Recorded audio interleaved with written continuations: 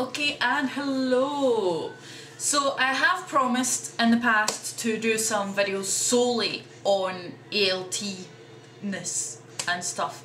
So here you go, here's going to be the first one. So, you want to be an ALT, do you?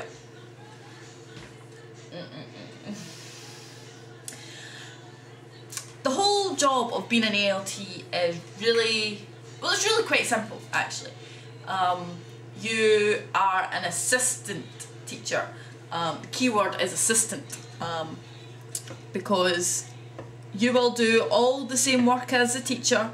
You'll plan lessons, you'll make activities, you will spend more than your fair share time colouring in posters and making useless things that you'll probably never use again in a million years. You will do all of this just the same as a teacher would, but you will get no credit for it. It's a little depressing, but when you see those little eyes all scrunched up with joy, then you know, you get used to it. Other than that, let's see. Lesson plans. A couple of people have asked me about lesson plans. With Interact, you are given a training week at the beginning where they do tell you how to make lesson plans. However, if like me, you're so excited that you're in Japan, you don't actually absorb anything during Welcome Week. I can't even remember half people's names, which is kind of bad actually. Then all of this information will just go woof in one ear, out the other. Basically, lesson plans can be difficult if you want them to be, but they aren't really. You will have trouble the first couple of weeks. I think everyone has trouble the first couple of weeks, but once you get to grips with the students, like what their capabilities are and you know how good or bad you are, then it gets a lot easier, and then you can start recycling old lesson plans. That's a huge tip actually right there. Keep all of your lesson plans so that you can recycle, so that if you've got a good one you can mark on it that it was a good one, and if it's a bad one, keep it, but try and figure out what went wrong. I did a disastrous set of lessons at Christmas in junior high. My only excuse is that I hadn't planned a lesson for junior high before. My teacher had told me she had done all of the work up until that point, and she says, "Can you do some lessons for Christmas? Game lessons?" And I'm like, okay, but I'm thinking they need to learn English. It can't just be a game. So I created this elaborate, and it took me about a week to do it. You know, obviously not like solidly a week, but like over the space of a week, I had to do it. Basically, I created this elaborate game that was basically whodunit, where Rudolph the reindeer, in case you're wondering, I'm making crispy cakes just while we're talking. No. But where Rudolph the reindeer was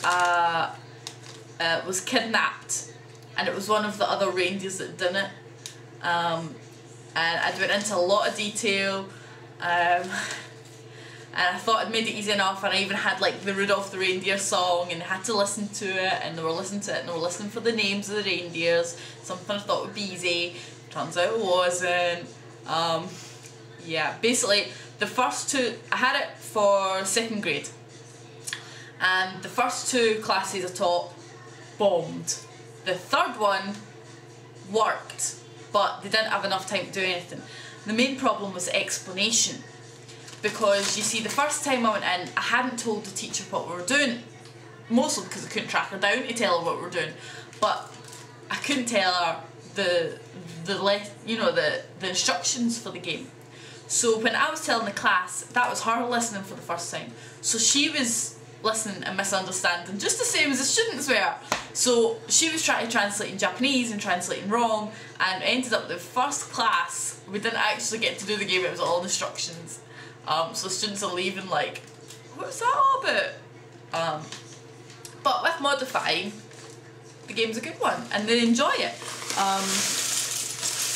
Which is quite strange.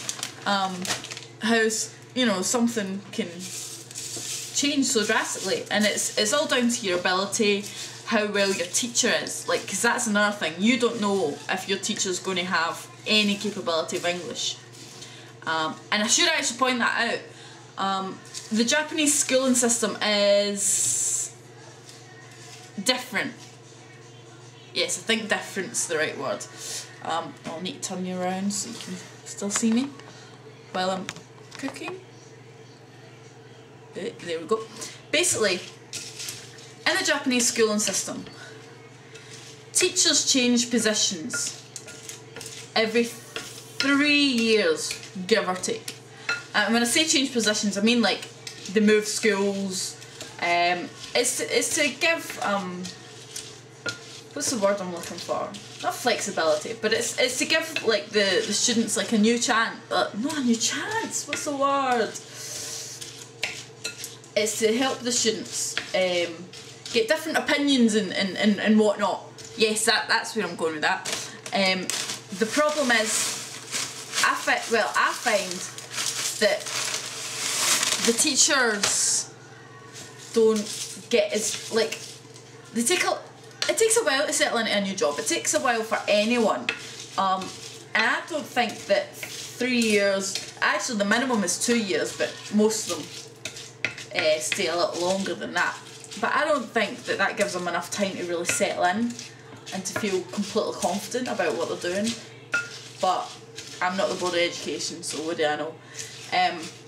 But yes, when teachers are qualifying to be a teacher here, when you go to university or whatever route it is they take, when some Japanese person says, I want to be a teacher, they go and they sit exams, they study, they do whatever it is they need to do. But what they don't do, specify. If you are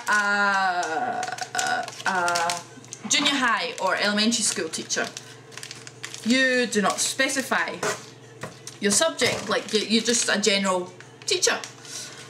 The problem with that is, in junior high, the subjects are specified.